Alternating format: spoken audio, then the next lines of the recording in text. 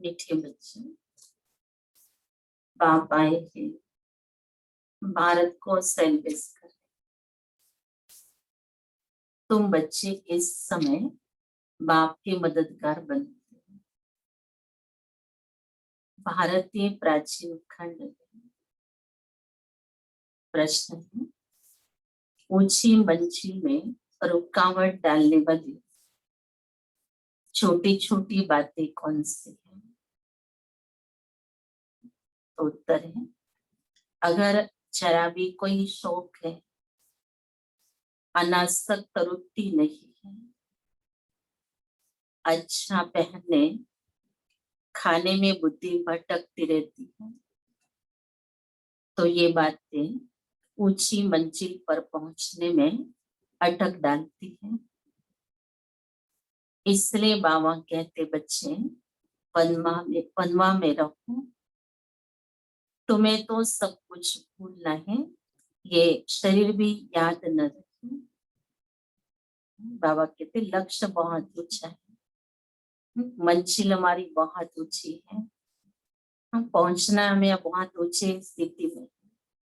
तो इसलिए बाबा बच्चों को चेक करने के लिए बातें कह रहे हैं, है छोटी छोटी बातें, लेकिन जो हमको रुकावट डालने के लिए भी विघ्न रूप बन जाती है। जैसे बाबा आज कह रहे कि अनासक्त वृत्ति रखो, कोई प्रकार का शौक न हो, जैसे आजकल मोबाइल का शौक हो गया है, जैसे उसके बिना चैन नहीं पड़ेगी, तो ये भी एक रुकावट है हमारे पुरुषार्थ के लिए। किसी प्रकार की आसक्तियां, बाबा ने सहज इसका अर्थ बताया है कि आसक्ति मना माया आसक्ति है, तो बनना है हमें अनासक्त। कोई भी प्रकार की संसार की प्राप्तियों के प्रति हमारा आकर्षण न हो। फिर बाबा कह रहे हैं कि अच्छा पहनने का और खाने का अगर जिसको शौक होता है, तो उसकी बुद्धि भी वही भटकती रहती है। जैसे याद में भी बैठेंगे, मुरली में भी बैठेंगे, तो अंदर में चलेंगे आज क्या खाने का है, आज कहाँ जाने का है। तो ये जो ख्यालात हैं वो हमको रुकावट डाल रहे हैं। तो बाबा कहते बच्चे जो बाप खिला है, जैसे बाबा रखे वैसे हमको रहना है। जैसे बाबा को कह दे कि बाबा आज जो आप खिलाओगे वो हम खाएंगे, तो उद्योग कहीं पर भी इधर उधर भागेगा नहीं, योग में भी वही बातें तंग नहीं करेगी, लेकिन बुद्धियोग बाबा के साथ जुड़ा रहेगा। बाबा के तीस के लिए अभी से प्रैक्टिस करो। जैसे अभी वर्तमान समय बीमारी भी इस सब बातों का पेपर बन करके आई है, खाने पीने की आसक्ति से परे ले जाने के लिए आई है। तो बाबा भी हमें कहते कि समय तुम्हारी परीक्षा लेगा, लेकिन उसके पहले बाबा की श्रीमत के अनुसार ही अगर अपने आप को इस प्रकार से स्थिति में ले जाएंगे, अनासक्त वृत्ति बना देंगे, तो वो मार्क्स बाबा दे देगा। बाकी समय जब हमारी परीक्षा लेगा और हम समय के अनुसार अपनी स्थिति को बनाएंगे, भले उस स्थिति में तो हम रह भी जाएंगे, लेकिन बाबा के समय ने आपको पुरुषार्थ कराया ना। बाप ने जब कहा तब आपने पुरुषार्थ नहीं किया, तो इसलिए उस समय के मार्क्स और अभी के मार्क्स में अंतर हो जाएगा। तो इसलिए बाबा बच्चों को कहते हैं कि जब तक आपके पास पेपर नहीं पहुंचा है, तब तक आप अपने आप को वो स्थिति में पहुंचने का पुरुषार्थ करवाइए। सिंपल बात बाबा ने कह दी आज कि वनवा में रहो। जैसे बाबा कहते बच्चे बिल्कुल कुछ भी नहीं है, सब प्रकार की बातों से अपने आप को एकदम त्यागी और तपस्वी बन जाए, और बुद्धियों का हमारा एक बाबा की तरफ लग जाए। तो ये बाबा आज बच्चों को अटेंशन दिला रहा है ना। ओम शांति। बच्चों को ये समझाया है, क्या क्या समझाया बाबा आज बता रहे हैं कि ये भारत ये अविनाशी खंड है, इसका असल नाम ही है भारत खंड।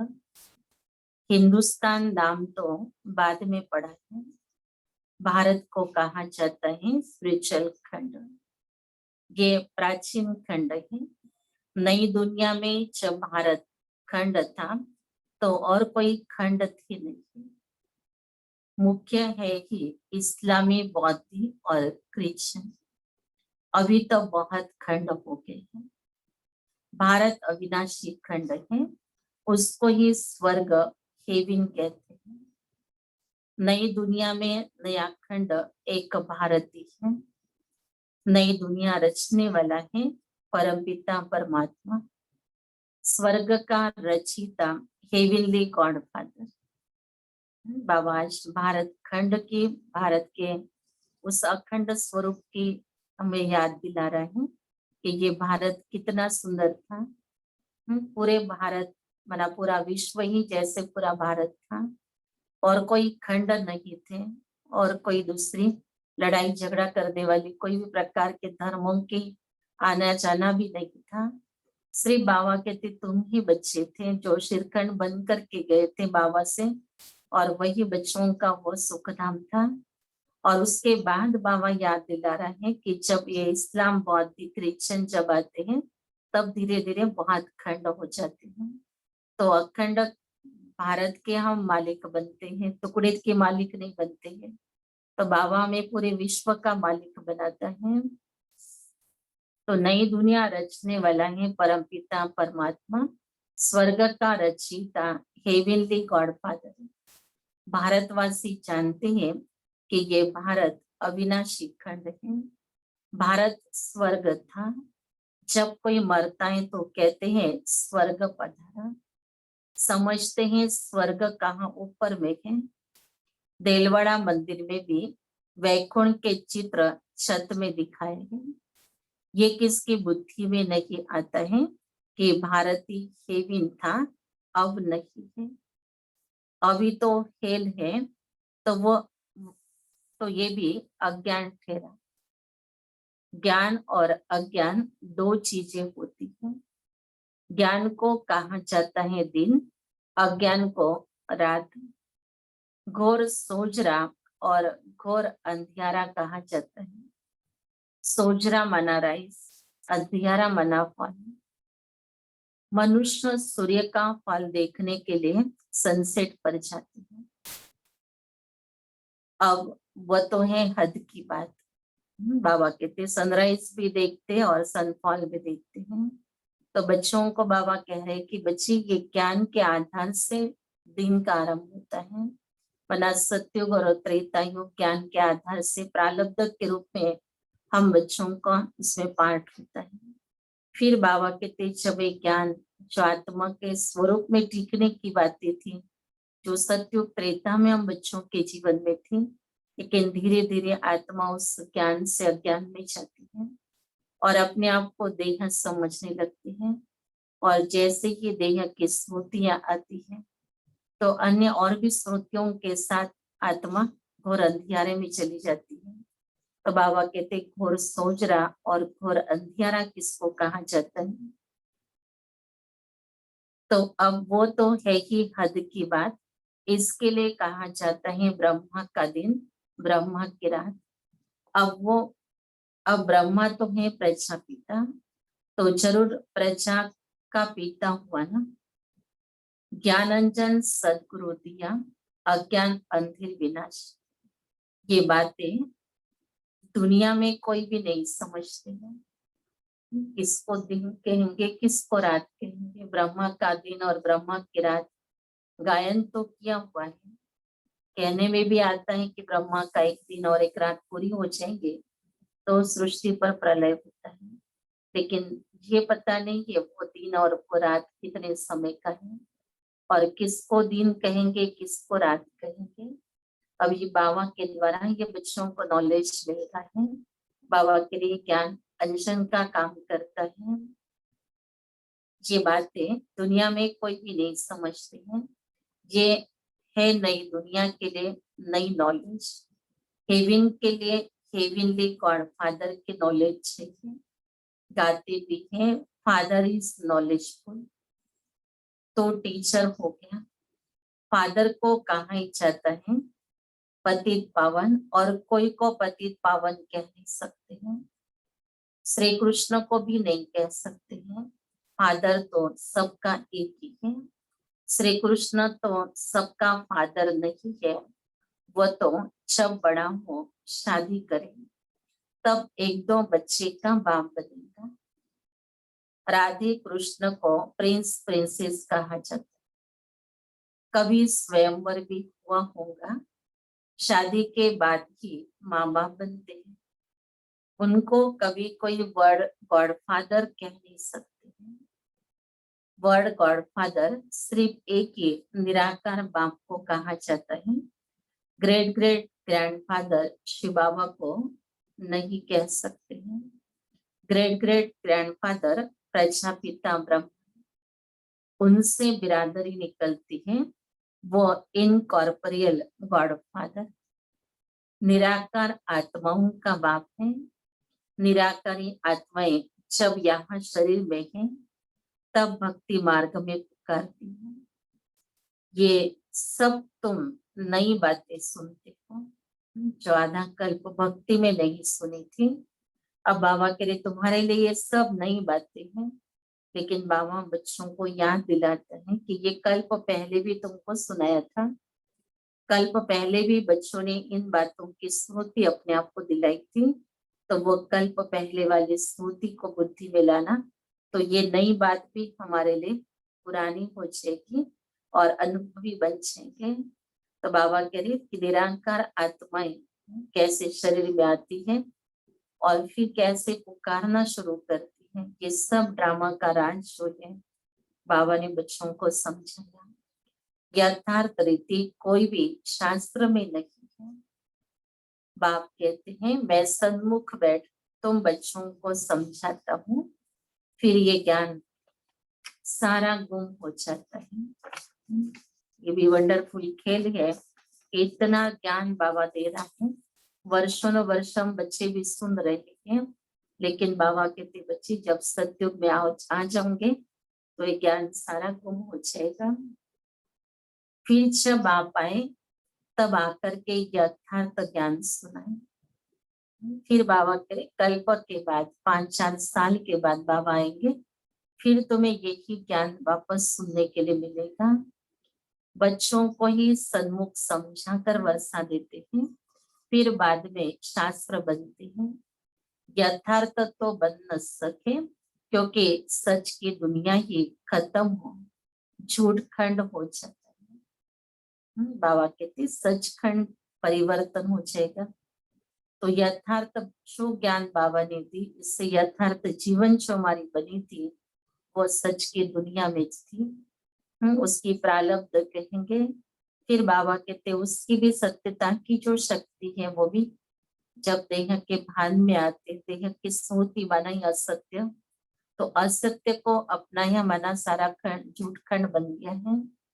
तो झूठी चीज ही होगी क्योंकि उतरती कला ही होती है। सच से तो चढ़ती कला होती है। भक्ति है रात, अंधियारे में ठोकरें खानी पड़ती है, माथा टेकते रहते हैं, ऐसा घोर अंधियारा है। मनुष्यों को तो कुछ भी पता नहीं रहता है, दर दर धक्के खाते रहते हैं। इस सूर्य का भी राइज और फॉल होता है जो बच्चे जाकर देखते हैं। अब तो तुम बच्चों को ज्ञान सूर्य का उदय होना देखना है। बाबा कहते बच्चे अब तुम बच्चों को ज्ञान सूर्य का उदय होना देखना है। राइज ऑफ भारत और डाउनफॉल ऑफ भारत। भारत ऐसे डूबता है जैसे सूर्य डूबता है। सत्यनारायण की कथा में ये दिखाते हैं कि भारत का बेड़ा नीचे चला जाता है, फिर बाप आकर उनको सेल्वेस करते हैं। तुम इस भारत को फिर से सेल्वेस करते हो, ये तुम बच्चे ही जानते हो। तुम निमंत्रण भी देते हो। नव निर्माण प्रदर्शनी भी नाम ठीक है। नई दुनिया कैसे स्थापन होती है उसकी प्रदर्शनी। बाबा कहते निमंत्रण देते हो, फिर भी बुद्धि में तो किसी के आता नहीं। बाबा ने बहुत सुंदर नाम दिया प्रदर्शनी का, नव विश्व निर्माण प्रदर्शनी। अब नया विश्व निर्माण करने वाली ये प्रदर्शनी, बाबा कहते नाम सुन करके भी बुद्धि में किसी को आए कि ये कौन सी प्रदर्शनी है, इसमें क्या बताया जाता है कि जिससे विश्व नया निर्माण हो जाए। जीवन में भी हमारे नवनिर्माण लाने वाली ये बाबा की प्रदर्शनी है। तो बाबा कहते इस पर भी तुम बच्चों को बहुत अच्छा निमंत्रण दे करके अच्छी अच्छी आत्माएं जिनकी आवाज संसार में हो सकती है, लोग सुन सकते हैं, ऐसी विशिष्ट आत्माओं को बाबा कहते प्रदर्शनी में उद्घाटन के लिए बुलाओ। ये भी ड्रामा की बहुत अच्छी सीन चली। कितनी आत्माओं के द्वारा बाबा के प्रदर्शनियों का उद्घाटन हुआ होगा। बाबा युक्ति बताते थे कि बच्चे उनसे लिखवा लो, कि ऐसा न हो कि उद्घाटन तो किया लेकिन उनको पता ही न चले कि हमने कौन सी चीज का उद्घाटन किया। लेकिन ये साधारण प्रदर्शनी नहीं है।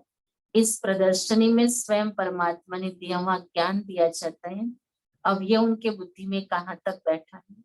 तो बाबा कहते थे बच्चे उनके उद्घाटन के बाद उनकी ओपिनियन जरूर लिखवा लेना, और फिर जो भी आने वाले ये पीछे से उनको उनकी ओपिनियन बताना। ये फलाने आए थे, उन्होंने अपनी ये प्रदर्शनी देखने के पश्चात ये ओपिनियन लिख करके दी है। तो बाबा कहते बच्चे वो भी सेवा हो जाती है कि लोग समझते हैं कि अगर कोई बड़े व्यक्ति ने इस बात पर इतनी अच्छी बात बताई है तो जरूर ये नॉलेज बहुत अच्छी है। तो बाबा ये सेवा की युक्तियां बच्चों को बताते रहे हैं। तो वही नाम चला आए तो अच्छा है। बाबा कहते बस कितने भी वर्षों तक प्रदर्शनी चली रहे, बाबा कहते यही नाम बहुत अच्छा है। नई दुनिया कैसे स्थापन होती है, वह राइज कैसे होती है, ये ये तुम दिखाते हो। जरूर पुरानी दुनिया फॉल होती है, तब दिखाते हैं कि राइज कैसे होता है। ये भारत की बाबा के लिए कैसे पतन हो रहा है, पुरानी दुनिया अब पतन की ओर जा रही है, उसको भी दिखाते हैं। फिर इसका उत्थान कैसे होता है, फिर बाबा कहते बच्चे ये कैसे वापस ऊंचे स्थिति पर जाती है, तो कैसा राइज होता है वो भी तुम्हें बताना है। ये भी एक स्टोरी है, राज लेना और गवाना। 5-4 वर्ष पहले क्या था, कहेंगे सूर्यवंशियों का राज्य था, फिर चंद्रवंशी राज्य स्थापन हुआ। वो तो एक दो से राज्य लेते हैं, दिखाते हैं फलाने से राज्य लिया, एक राजा से, फिर उनके बच्चे ने राज्य लिया, फिर बाद में तो लड़ाइयां हुई, राजाओं से राजाओं ने भी राज्य छीन लिए। बाबा के ऐसी कहानियां तो बहुत सुनी है बच्चों ने। अब वो कोई सीढ़ी नहीं समझते हैं, ये तो बाप समझाते हैं कि तुम गोल्डन एज से सिल्वर एज में गए, सीढ़ी उतरते आए हैं। ये 84 जन्मों की सीढ़ी है। सीढ़ी उतरनी होती है, फिर सीढ़ी चढ़नी भी होती है। डाउनफॉल का भी राज समझाना होता है। भारत का डाउनफॉल कितना समय, राइज कितना समय, down fall and rise of भारतवासी, विचार सागर मंथन करना होता है। बाबा कहते ऐसे ऐसी टॉपिक बच्चों की बुद्धि में आनी चाहिए। कोई टॉपिक बुद्धि में लेकर के फिर विचार सागर मंथन करो तो उस बात पर बहुत अच्छा विचार चल सकता है। बाबा कहते ये कहानी भारत की है, उत्थान कैसे होता है फिर पतन कैसे होता है। तो ये पतन बाबा कह रहे भारतवासियों को बताना चाहिए कि किस कारण भारत का ऐसा पतन हुआ। भारत जो इतना सुंदर देवी देवताओं की नगरी थी, जहाँ पर सुख शांति आनंद प्रेम था, कोई लड़ाई झगड़ा नहीं था, एक धर्म एक भाषा था। बाबा कहते ऐसा भारत फिर इतना अनेकता वाला कैसे बन गया, लड़ाई झगड़े वाला कैसे बन गया, इतनी मनुष्यों के अंदर गिरावट क्यों आ गई है। बाबा कहते ये सब कहानी तुम बच्चे अच्छी तरह से समझाओ, तो मूल कारण जब उनको पता चलेगा तो समझेंगे हमें भारत का उत्थान करना है, तो उसका निवारण भी करेंगे, उसका पुरुषार्थ भी करेंगे। और बाबा कहते उनको बताओ कि हम सब ब्रह्मा कुमार कुमारियां ये भारत को उत्थान करने के लिए पुरुषार्थ करेंगे। कि हम अपने आप को जानते हैं कि हमारे देह के भान से, देह के स्मृतियों से भारत का पतन हुआ है। अभी हम वो अभ्यास कर रहे हैं जिसमें हमारे भारत का उत्थान हो जाए, तो ऐसे आप भी करो। फिर सभी आत्म अनुभूति में चले जाओ, अपने आत्मिक स्मृति में अपने आप को टिका दो, तो ये भारत उत्थान की ओर चला जाएगा। अंदर में विषय विकार मिट जाएंगे, आत्मा शांति का अनुभव करेगी और परमात्मा प्यार का भी अनुभव करेगी। बाबा कहते ऐसी ऐसी बातें आप उनको सुनाओ, इस पर आप विचार करो कि कैसे भारत की बात विशेष सुनानी चाहिए। तो भारतवासियों को भारत से तो प्यार है, तो इस देश की अच्छी महिमा भी करो। इस देश का उत्थान करने के लिए अब क्या क्या हमें प्रयत्न करने हैं, क्या पुरुषार्थ करना है, ये भी बहुत अच्छी रीति से समझाना होगा। मनुष्यों को टेम्पटेशन में कैसे लाए और फिर निमंत्रण भी देना है। भाइयों बहनों आकर के समझो, पाप की महिमा तो पहले बता लेंगे। शिव बाबा की महिमा का एक बोर्ड होना चाहिए। बाबा कितनी युक्तियां बच्चों को बताते हैं कि बाबा कहते हैं ऐसा एक बोर्ड बना दो जिसमें सारी शिव बाबा की महिमा हो, तो कोई भी देखे और बाबा की महिमा को देख करके अनुभव करे कि शिव बाबा की इतनी महिमा है, और अगर मैं शिव बाबा का बच्चा हूँ तो मेरे अंदर ये सारी महिमा के गुण क्यों नहीं है, ये सारी शक्तियां, ये सारी प्राप्तियां मुझ आत्मा में क्यों नहीं है। तो जरूरी है कि हम उसकी संतान थे, लेकिन अब हम रावण की संतान बन गए, इसलिए हमारे भंडार सारे खाली हो गए हैं, महिमा लायक कभी नहीं रहे हैं। बाबा कहते ये बोर्ड भी विशेष सेवा के लिए आप बच्चों को ऐसा बनाना चाहिए। पतित पावन ज्ञान का सागर, पवित्रता सुख शांति का सागर, संपत्ति का सागर, सर्व का सदगति दाता, जगत पिता, जगत शिक्षक, जगत गुरु शिव बाबा से आकर अपना सूर्यवंशी चंद्रवंशी वर्षा लो, तो मनुष्यों को बाप का पता पड़े। बाप की और श्री कृष्ण की महिमा अलग अलग है, ये तुम बच्चों की बुद्धि में बैठा हुआ है। बाबा कहते साथ में श्री कृष्ण की महिमा भी बताओ। तो शिव बाबा की महिमा अलग है और श्री कृष्ण की महिमा अलग है, तो ये समझ में आ जाए कि वो परम पिता है, परमात्मा है, जो हम सभी से ऊंचा है, हमको सबको ऊंचा बनाने वाला है। और उसकी रचना जो है वो श्री कृष्ण है, जो उसी के द्वारा इतनी ऊंची बनी है। तो बाबा कहते उसकी महिमा अलग है। श्री कृष्ण की महिमा और शिव बाबा की महिमा दोनों अलग अलग लिखो। बाबा कह रहे हैं ये तुम बच्चों की बुद्धि में बैठा हुआ है। बच्चे तो समझ गए इन बातों को। सर्विसेबल बच्चे जो है वे सारा दिन दौड़ा दौड़ी करते रहते हैं, अपनी लौकिक सर्विस होते भी छुट्टी ले सर्विस में लग जाते हैं।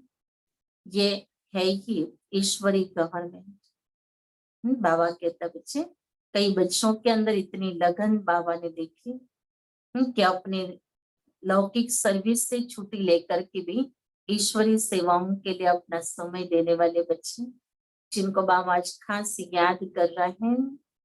खास बच्चियां अगर ऐसी सर्विस में लग जाए तो बहुत नाम निकाल सकती है। बाबा खास कुमारियों को याद कर रहे हैं कि कुमारियां तो बंधनों से मुक्त होती है ना, तो उन्हें नौकरी टोकरी इसकी भी कोई आवश्यकता नहीं है, लेकिन वो ऐसी बंधन मुक्त जीवन को अगर ईश्वरी सेवा में लगाए तो बाबा के रे बच्चे उसका उसका भी नाम बाला होगा और वो बाबा का नाम भी बहुत बाला कर सकती है।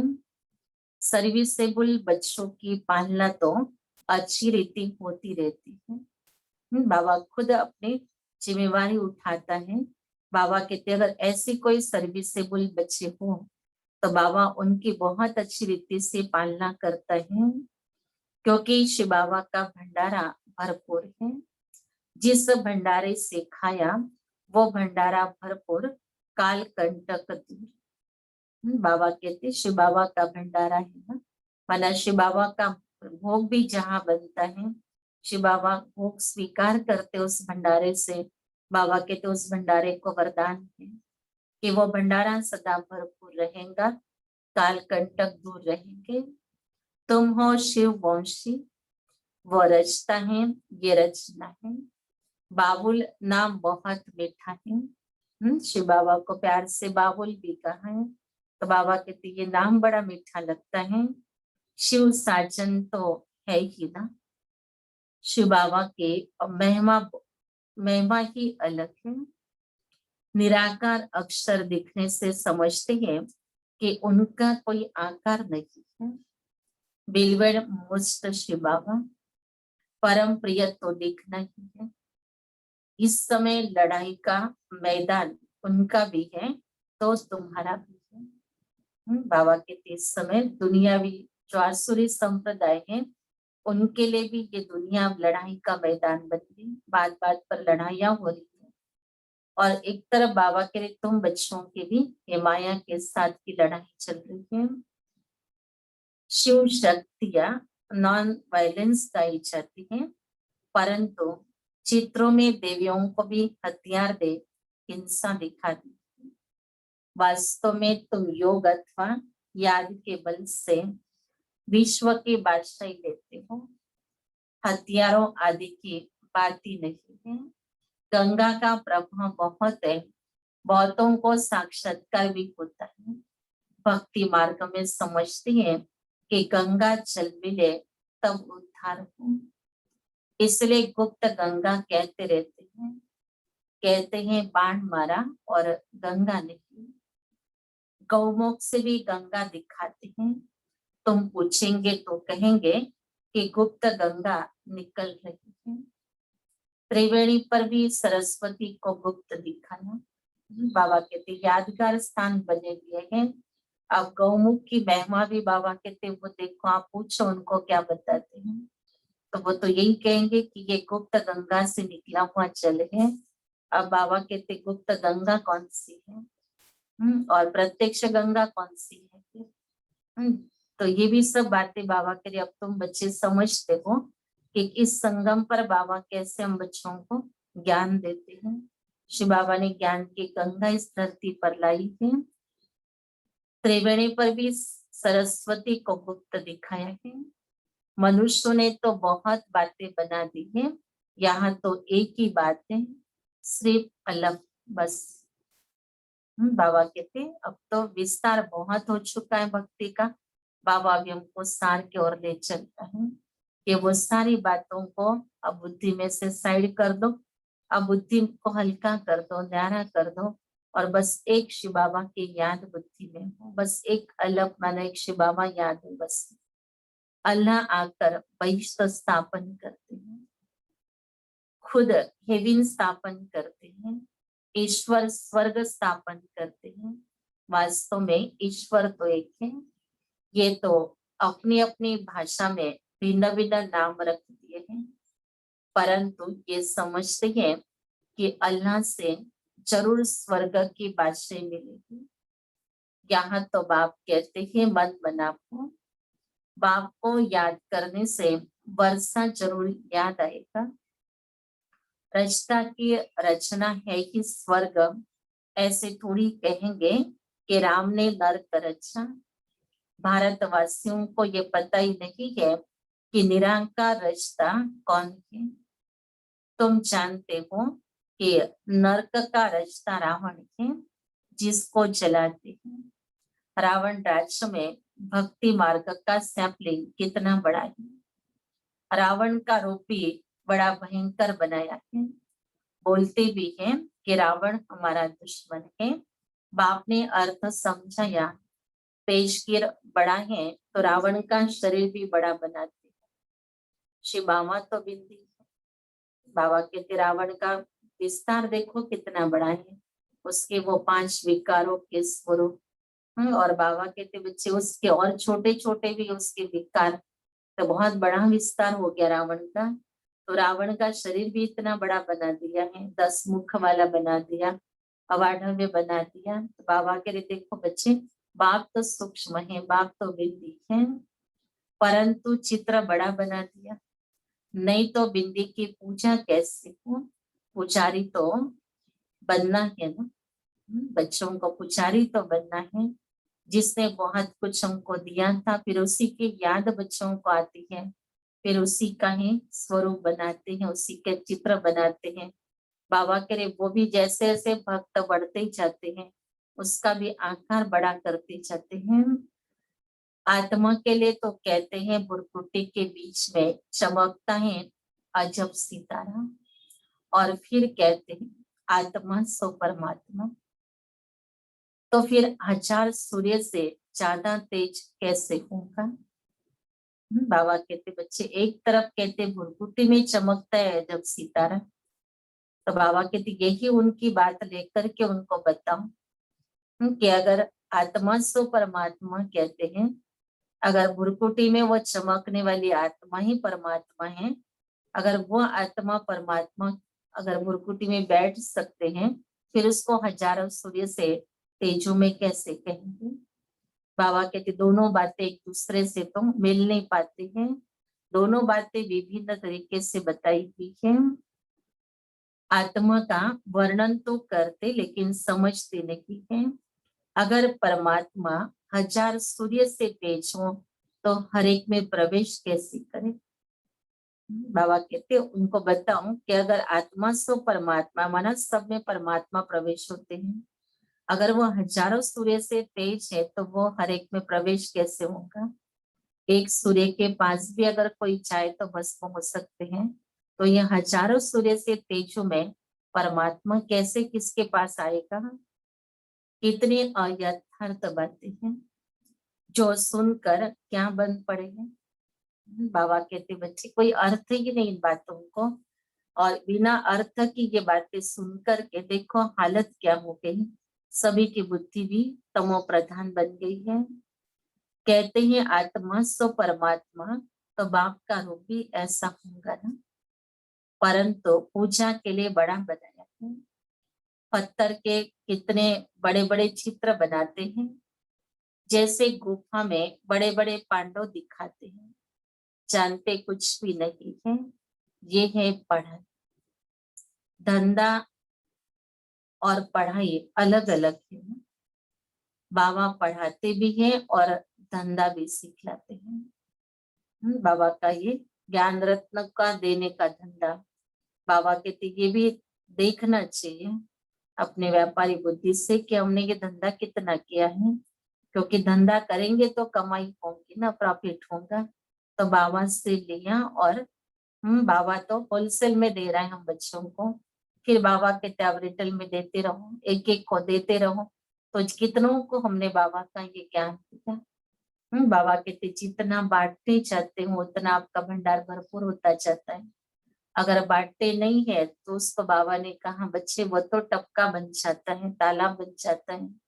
हम तालाब से भी बाबा ने कहा है कि बच्चे जैसे बारिश में छोटे छोटे खड्डे होते हैं और उन खड्डों में पानी जमा रहता है और उसी में सड़ता रहता है, वैसे कई बच्चे छोटे छोटे खड्डे भी बन जाते हैं जो थोड़ा सा ज्ञान दिया और अपने पास से रख दिया, दिया नहीं किसी को।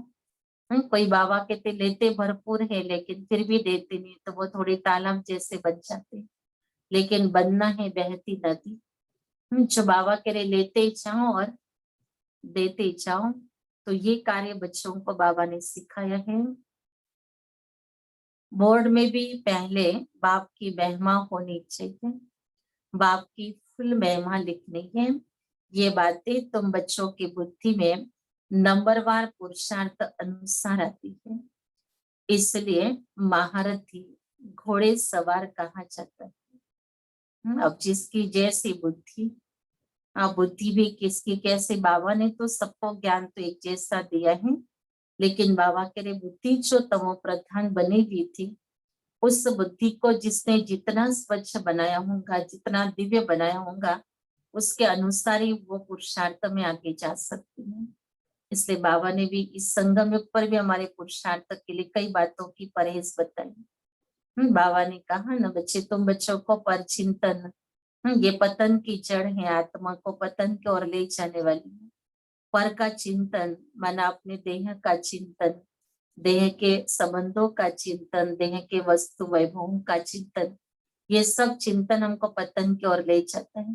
क्योंकि जैसे जैसे इनके चिंतन में चले जाते हैं तो कहाँ लोभ उत्पन्न होता है, कहाँ मोह उत्पन्न होता है, तो इन विकारों का जन्म वहां पर हो जाता है। और जहाँ विकारों की उत्पत्ति हो गई वहां पर बुद्धि तमो प्रधान बन जाती है। तो बाबा कह रहे अपने बुद्धि के चिंतन को देखो कि बुद्धि कौन सी बात पर चिंतन कर रही है। अगर देह का भी चिंतन कर रही है तो बाबा के लिए अपने आप को याद दिलाओ कि ये देह तो अब मेरी नहीं है, इस देह को तो मैंने बाबा के आगे समर्पित कर दी है, ये देह भी बाबा की है। कह दिया ना बाबा को, ये तन तेरा है, मन तेरा है और धन भी तेरा है। तो जो सब कुछ दे दिया बाबा को, अब उसके बारे में वो चिंतन अभी हमारे अंदर न हो। जिस चिंतन के अंदर बाबा कहते वापस इन विकारों की उत्पत्ति हो जाए। तो इसलिए बाबा कह रहे हैं बच्चे पुरुषार्थ में नंबर 1 बन जाते हैं। अब हर एक की बुद्धि सारा दिन क्या क्या काम करती है उसके ऊपर है। अगर बुद्धि निर्विकारी रहे, बुद्धि बाबा के दिए ज्ञान का चिंतन करके अपना स्वरूप बनती जाए तो बहुत अच्छी स्थिति बन सकती है। बाबा कहते उसी के अनुसार ये टाइटल मिल जाते हैं कि कोई महारथी बनता है, कोई घोड़े सवार बनता है, तो कोई पैदल ही रह जाते हैं। हथियार आदि की कोई बात नहीं है।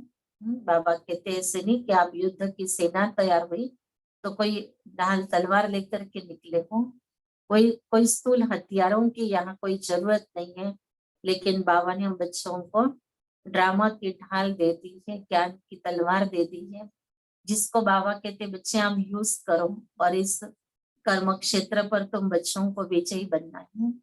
तो जब जरूरत पड़े ढाल को प्रयोग करो। युद्ध में भी ढाल जो प्रयोग करते हैं उसमें अनेक तलवारों का जो वार होता है वो ढाल से बच जाता है।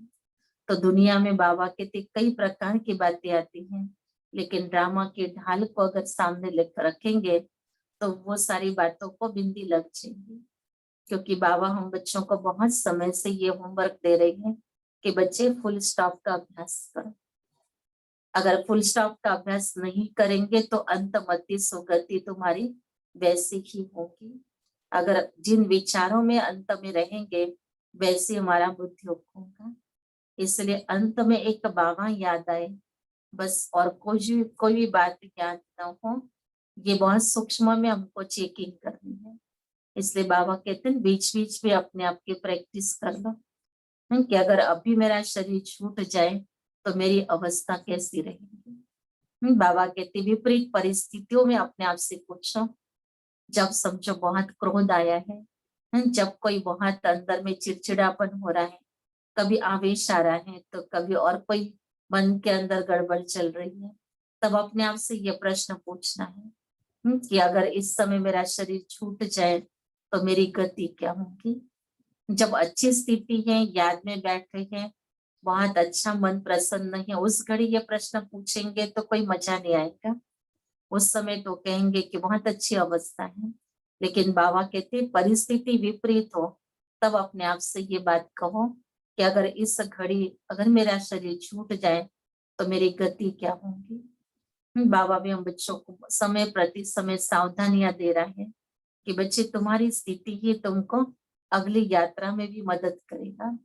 इसलिए इस समय पर हम बच्चों को क्या बुद्धि में रखना है वो प्रैक्टिस भी बाबा हमारे से सारा दिन करने के लिए। बच्चे सारा दिन कोई भी बातें होती है तो आप फुल स्टॉप लगा सकते हो, और फुल स्टॉप लगाने में भी कितना टाइम लगता है। कईयों को बहुत देरी लगती है, कईयों को कई दिन भी लग जाते हैं, कईयों को घंटे लगते हैं।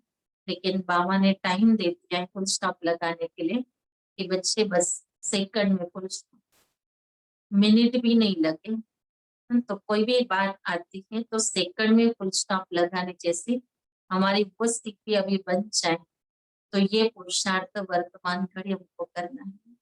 अभी फुर्सत मिली भी है अपने आप को देखने की, अपने आप को जानने की, और अपना बुद्धियों कहाँ जा रहा है इसके ऊपर, जैसे बाबा कहते हैं ना अटेंशन का पहरा दो। तो अटेंशन अभी बुद्धि के ऊपर रखना है कि कौन से संकल्पों में कहाँ पर दौड़ रही है, और ये अभ्यास करके चेकिंग करके बाबा कहते फुल स्टॉप का अभ्यास करोगे तो माँ बुद्धि का ताला खोल देती। ये तो बहुत बड़ी कृपा है बाबा की, जिसने आकर के हमारी तम प्रधान बुद्धि को भी इतना दिव्य बनाया जो हम परमात्म ज्ञान को समझने लगे। हमने अपने आप को समझा, ये शिव बाबा का मिला हुआ वरदान है। लेकिन अगर फिर इस बुद्धि को तमो प्रधान बना देते तो जैसे इसको ताला लग जाते हैं। ये गोदरेज का ताला कोई खोल न सके।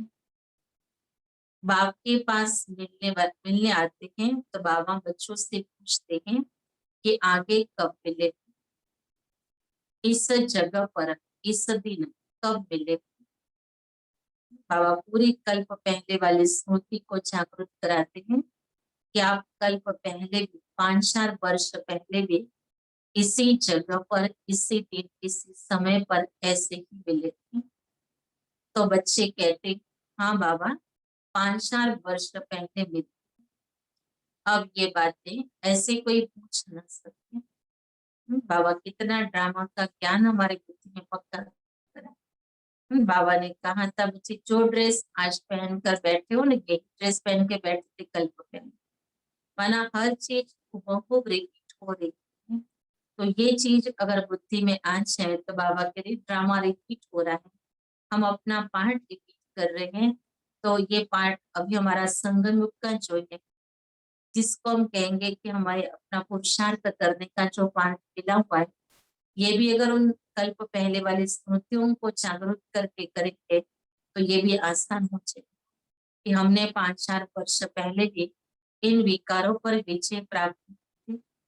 हम 5-4 साल पहले भी प्रकृति जीत बने थे। 5-4 वर्ष पहले भी हमने अपने 63 जन्मों के हिसाब किताबों को समाप्त करके आत्मा कर्माती स्थिति को प्राप्त की। ये सारी स्मृतियों को बाबा कहते अभी अगर इमर्ज करोगे तो आपको लगेगा कि अब तो सिर्फ रिपीट करना है। पहले करना मुश्किल लगता है लेकिन किया हुआ काम रिपीट करना सहज होता है, क्योंकि उस किए हुए काम का अनुभव वापस बुद्धि में आ जाता है। तो बाबा कहते ऐसी श्रेष्ठ स्मृतियां बाबा तुमको क्यों दिलाते। 5-4 वर्ष के बाद क्यों बाबा प्रश्न के रूप में भी बच्चों से पूछता है, ताकि बच्चों को ये बात सहज अनुभव हो कि बस हमने तो ये पहले भी किया हुआ है और अब तो सिर्फ रिपीट करना है। तो अब ये बातें ऐसे कोई पूछ न सकते शिव बाबा के सिवाय। ये 5-4 वर्ष की बात कोई नहीं पूछ सकता है। कितनी गूढ़ समझने की बातें हैं, कितनी ज्ञान की युक्तियां बाबा समझाते हैं, परंतु धारणा नंबर 1, शिव बाबा की महिमा अलग, ब्रह्मा विष्णु शंकर की महिमा अलग, हर एक का पार्ट अलग अलग है, एक न मिले दूसरे से। ये कितना वैरायटी ड्रामा है। बाबा कहते हर आत्मा का पार्ट अलग अलग है।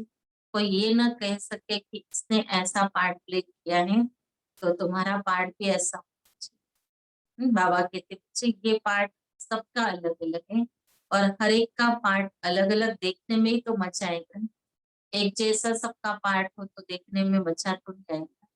बाबा कहते बच्चे ये ड्रामा के राज को समझना है, एक न मिले दूसरे से, ये अनादि ड्रामा है, वही फिर रिपीट होगा। अभी तुम्हारी बुद्धि में बैठा हुआ है कि हम कैसे मूल वतन में जाते हैं, फिर आते हैं पार्ट बचाने के लिए, जाते हैं वाया सूक्ष्म वतन। आने समय सूक्ष्म वतन नहीं है। ये भी बाबा बहुत अच्छी राजभरी बात सुनाते हैं कि जाते समय तुमको वाया सूक्ष्म वतन होकर के जाना है, और जब परम धाम से नीचे सतयुग में आएंगे तब सूक्ष्म वतन से नहीं आएंगे। सूक्ष्म वतन का साक्षात्कार कभी किसी को होता ही नहीं है। सूक्ष्म वतन का साक्षात्कार करने के लिए कोई तपस्या नहीं करते, क्योंकि उनको कोई जानते ही नहीं। सूक्ष्म वतन का कोई भगत थोड़ी नहीं। सूक्ष्म वतन अभी रचते हैं, माया सूक्ष्म वतन जाए फिर नई दुनिया में आएंगे। इस समय तुम वहां आते जाते रहते। बाबा कहते सूक्ष्म वतन से तुम बच्चे जाओगे, माया होकर के घर जाना है ना। तो ऐसे डायरेक्ट तो नहीं जाएंगे। चाहे बाबा कहते आपने बहुत अच्छा पुरुषार्थ किया हो, कोई आपका हिसाब किताब ऐसा कोई बाकी रहा है जो धर्मराज के पास आपको जाना पड़े, लेकिन जिसने बहुत अच्छा पुरुषार्थ किया बाबा कहते वो धर्मराज को सलाम तो करेगा, सलाम धर्मराज उसको करेगा। तो धर्मराज की सलामत देख करके फिर वो जाएंगे अपने परम धाम में। और जिसका हिसाब किताब रहा है बाबा के वो उसको धर्मराज को सलाम करना पड़ेगा। उसको धर्मराज के पास सारे अपना हिसाब किताब रहा पूरा करके फिर परम धाम जाना है। जाना सभी को है वहां से ही वाया सूक्ष्म वतन होकर के ही जाते समय परम धाम जाएंगे। फिर बाबा कहते फिर नीचे नई दुनिया में आए थे तब डायरेक्ट परम धाम से नीचे उतर आएंगे। इस समय तुम वहां आते जाते रहे। अभी तो सूक्ष्म वतन ही हमारा है, मधुबन लगते हैं। अब जाना भी है तो सूक्ष्म वतन में वही बाप दादा से मिलन बनाने का। व्यक्त मिलन भी मधुबन का भी अव्यक्त वतन में ही हो रहा है। तो ये इस समय पर बाबा कह रहे तुम्हें तो वतन में आना और जाना है। तुम्हारी सगाई भी है। ये पियर करके विष्णु को पिता नहीं कहते, वो है ससुर। जब कन्या ससुर घर जाती है तो पुराने कपड़े सब छोड़ जाती हैं। तुम पुरानी दुनिया को ही छोड़ देते हो। तुम्हारे और उनके वधवा में कितना फर्क है। तुमको भी बहुत अनासक्त रहे। बाबा कहते हैं, वो दुनिया के रस्म रिवाज है और ईश्वरी जीवन के रस्म रिवाजों में बहुत अंतर है। बाबा कह रहे तुम्हारा वधवा वही है। अब इसमें तो पुरानी देखें और देखें की पूरी दुनिया जिसको भी हमें बुद्धि से छोड़ना होता है। तो यही है हमारी वधवा की स्थिति। बाबा के लिए तुम बच्चों को भी ससुर घर जाना है, माना विष्णु के राज्य में जाना है। बाबा कहते वही तुम्हारा ससुर घर, क्योंकि बाहर उस दुनिया में नहीं आता है। श्री बाबा हमारा माता पिता है। माता पिता तो परम धाम में ही रह जाता है, वो तो नीचे नहीं उतरते ना। तो माँ बाप के बिना जो होता है वो तो ससुर घर गए। तो इसलिए बाबा कहते कि बच्चे वो दुनिया को ससुर घर कहेंगे। और अभी बच्चों को बाबा के पास जैसे बाबा कहते सूक्ष्म वतन में भी आना जाना करते हो। ये भी जैसे बाबा ने आज कहा कि ये भी आपका पियर घर है। तो माता पिता के पास आना, माता पिता के प्यार की पालना करना, ये संगम का वर्षा है। लेकिन बाबा कहते बच्चे तुम्हें ससुर घर जाने की तैयारी के पियर घर में ही की जाती है। तो इसके लिए बाबा बच्चों को अभ्यास करवा रहे कि बच्चे तुम्हें ससुर घर जाना है, इसके लिए वनवा में रहना है। तुमको बहुत अनासक्त रहना है। यहाँ का वनवा माना बाबा की अनासक्त स्थिति हो। देह अभिमान को धोना है। ऊंची साड़ी पहनेंगे तो छठ दे अभिमान आ जाए। मैं आत्मा हूँ के फूल। इस समय तुमको वनवा में वनवा और वानप्रस्थ एक ही बात है। शरीर ही छोड़ना है तो साड़ी नहीं छोड़ेगी। हल्की साड़ी मिलती है तो दिल की छोटी हो जाती है। इसमें तो खुशी होनी चाहिए कि अच्छा हुआ जो हल्का वस्त्र मिला। अच्छी चीज को तो संभालना पड़ता है। ये पहनने खाने की छोटी छोटी बातें भी ऊंची मंजिल पर पहुंचने में अटक डाल। बाबा कहते कईयों का बुद्धि यही होता है ना कि इसको वो चीज मिली है मेरे से अच्छी मिली है, मेरे को उससे हल्की चीज मिली है। अब उसमें बुद्धि उग जाता है, बाबा के लिए इकट्ठी हो जाती है। लेकिन बाबा के लिए ये आसक्ति वाली स्थितियां नहीं होनी चाहिए और भी खुश होना चाहिए कि अच्छा इस संगम पर हल्की चीज मिली है। एक तो हमारे ऊपर बोझ भी कम चढ़ेगा क्योंकि हमने अपने प्रति कोई महंगी चीज को नहीं लगाया है, तो उसका भी बोझ कम हो जाएगा। और अगर गुम भी हो जाते तो बहुत बड़ा भारी नुकसान हमारे से नहीं होगा। और बाबा कहते कि जितनी भारी चीज रखोगे उतनी संभालने की फिक्रात रहेगी, तो उसमें हमारा बुद्धियोग रहेगा। बुद्धियोग बाबा में लगाने के बजाय वो चीज में रहेगा तो कितना सारा नुकसान हो जाएगा। तो ये सारा नुकसान जिसके बुद्धि में होता है, बाबा कहते वो बच्चे बहुत खुश होते, चाहे उनको कोई चीज हल्की क्वालिटी की मिले, कोई चीज न मिले तो भी वो बहुत खुश रहते हैं। लेकिन जिनकी बहुत आसक्ति होती है उनका बुद्धि उससे में जाता है कि ये चीज हमको नहीं मिली, वो चीज उसको मिली है। और इससे में बुद्धि उसमें रहेगा तो बाबा कहते अगर अंत आ जाए तो क्या हालत हो जाएगी। वो वस्तु फिर जन्म मरण के चक्र में हम घुमाते रहेंगे। इसलिए बाबा कहते कि बच्चे अब तुम्हारी स्थिति जो है वो आसक्ति रही होनी चाहिए। खाने पीने की भी बाबा के लिए छोटी छोटी बातें हैं, लेकिन वो भी पुरुषार्थ में बहुत विघ्न डालने वाली है। मंजिल बहुत बड़ी है। कथा में भी सुनाते थे ना कि पति को कहा ये लाठी पीछे, पति सन्यासी बनने निकला, तो अपने साथ एक लाठी लेकर के निकला, तो उसको कहा लाठी को लेके जाना, तो कहता रास्ते में कुत्ते आदि आएंगे ना तुमको निकालना पड़ेगा, इसलिए लाठी लेके जा। तो पत्नी ने कहा ये लाठी भी तो तुमको ये दर्द की याद दिलाएगा ना, तो ये लाठी को भी तुम छोड़ दो। तो बाबा कहते कि बच्चे इस समय की ये कथा है, इस दुनिया के कोई भी चीज अगर हम अपने पास रखेंगे तो हमको दुनिया याद आएगी। जैसे बाबा कहते हैं ना कोई ने कोई चीज दे दी है तो वो चीज जब तक यूज करेंगे तब तक उस व्यक्ति की याद आपके बुद्धि में बनी रहेगी।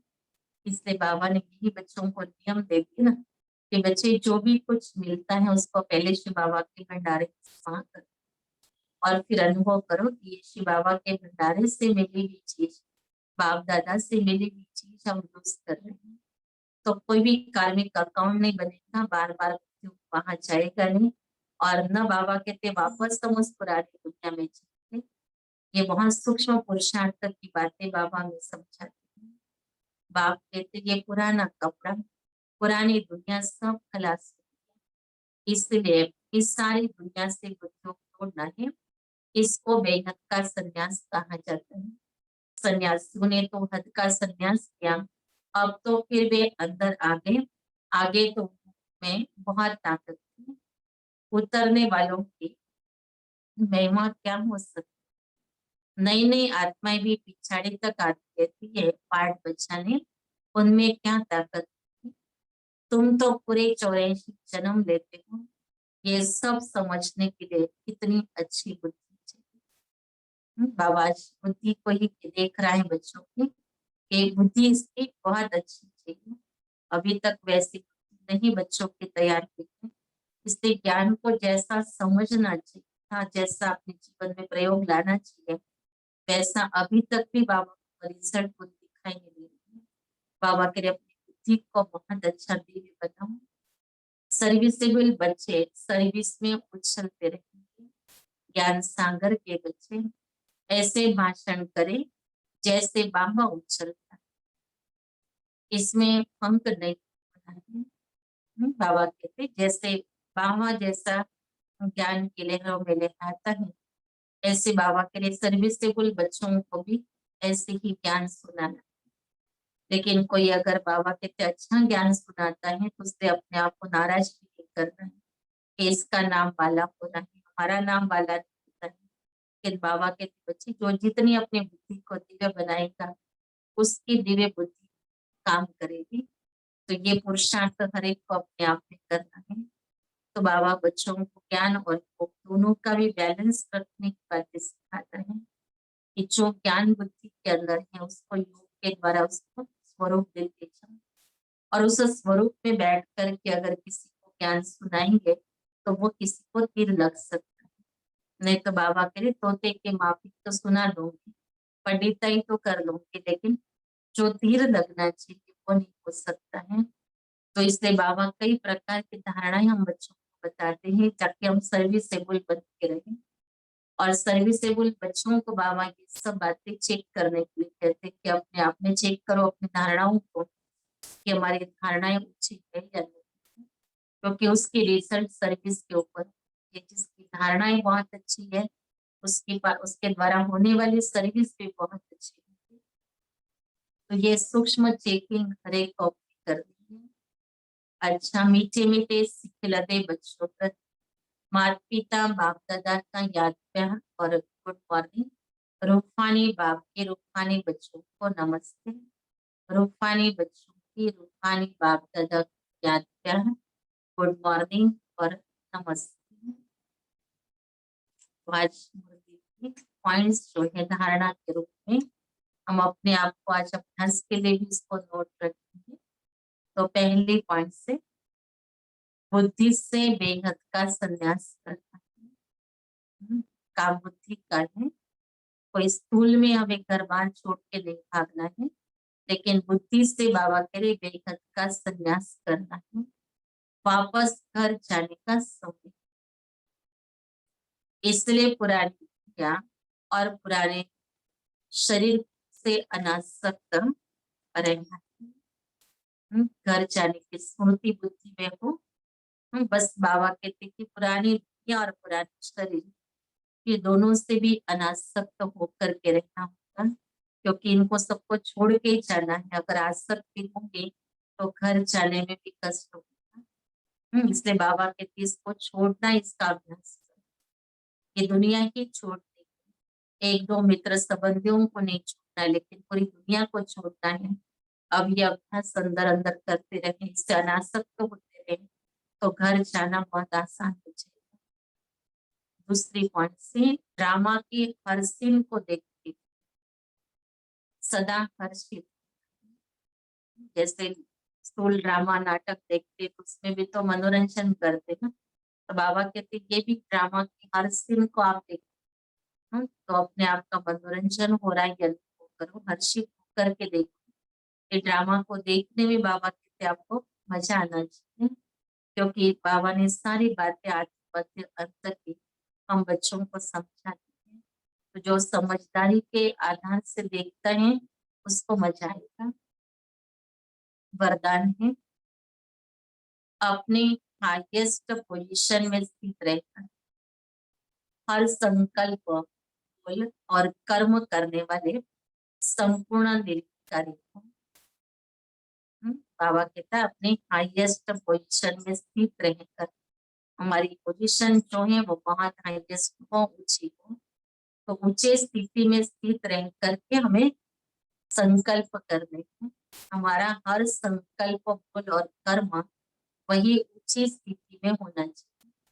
कर्म बल साधारण हो, लेकिन बाबा की स्थिति बहुत हाईएस्ट हो। तो ये अभ्यास हमको सारा दिन में करना है कि कर्म कोई भी प्रकार का हो, लेकिन हमारी स्थिति बहुत ऊंची हो। ऊंची स्थिति बना, जैसे बाबा ने कई स्थितियों का अनुभव तो हमें कराया। तो अपने वो बंधन मुक्त स्थिति, हमारी प्रभु प्रेम में लवलीन अवस्था, कभी बाबा के बच्चे अपने आप को बाबा के शक्तियों का अनुभव कराओ, कभी प्रेम का अनुभव कराओ, कभी वरदानों के अनुभव में चले जाओ। जो बाबा ने बच्चों को वरदान दिए भी, जैसे कि जय भोग का वरदान दिया है, सफलता भोग के वरदान दिए, क्योंकि आप ही बच्चे फरिश्ता बनने वाले, फरिश्ता भोग का वरदान मिला हुआ है। बस उस फरिश्ते की स्थिति में स्थित रह करके हर संकल्प करो, हर बोल बोलो जैसे फरिश्ता बोल रहा है और फरिश्ता कर्म कर रहा है, तो वो देखने में कितनी सुंदर सी लगेगी। कोई अगर देखेंगे उस घड़ी को, बाबा के पीछे ऐसा अभ्यास करोगे तो आप संपूर्ण निरंकारी बन जाओगे। संपूर्ण निरंकारी अर्थात किसी भी परसेंटेज में कोई भी विकार, तरफ आकर्षण न हो, कभी उनके वशीभूत न हो। हाईएस्ट पोजीशन वाली आत्माएं कोई साधारण संकल्प भी नहीं कर सकती। तो जब कोई भी संकल्प व कर्म करते हो तो चेक करो कि जैसा ऊंचा नाम वैसा ऊंचा काम। अगर नाम ऊंचा काम नीचा तो नाम बदनाम कर, इसलिए लक्ष्य प्रमाण लक्षण धारण करो, तब कहेंगे संपूर्ण निरंकारी अर्थात होलीएस्ट ऑफ आत्मा।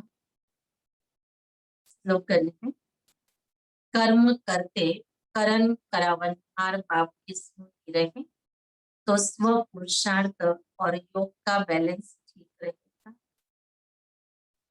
ये भी स्लोगन भी सारा दिन हमको याद करना है। कौन करा रहा है मेरे से, उसकी स्मृति बनी रहे कि करण करावन हार बाप है जो मेरे से ये पुरुषार्थ करा रहा है, मेरे से ये कार्य करा रहा है। बाबा के लिए बुद्धि में होगा तो बुद्धि और बाबा के साथ जुड़ा रहेगा।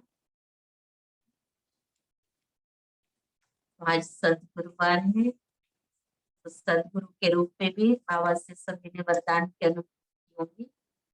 विशेष अमृत वेले बाबा हम बच्चों के लिए स्पेशल मिलकर के वरदानों से जोड़े करते हैं।